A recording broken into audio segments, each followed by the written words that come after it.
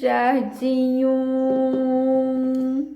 Vamos lá para fazer a nossa fogueira? Vamos pegar os rolinhos.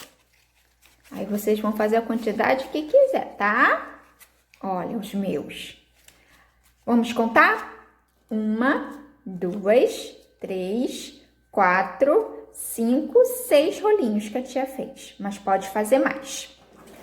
Vamos pegar e vamos colocar assim, ó.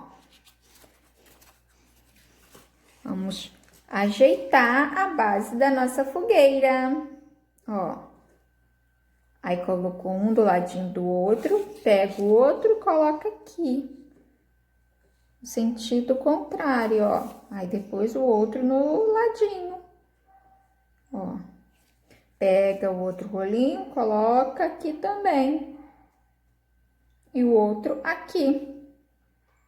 Viu? A nossa base, como fica?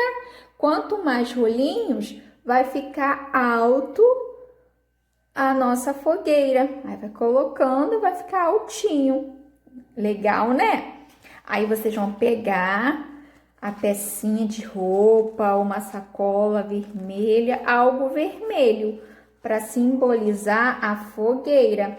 Aí ajeita assim, ó, vai ajeitando e coloca onde? Aqui dentro. Olha como ficou a nossa fogueira! Que linda! Viu? Muito fácil e simples de fazer. Só temos que ter papel e algo vermelho para ser... Ih, a fogueira! Ui, tá quente, tá quente, tá quente! E aí, façam aí a sua fogueira, tá bom?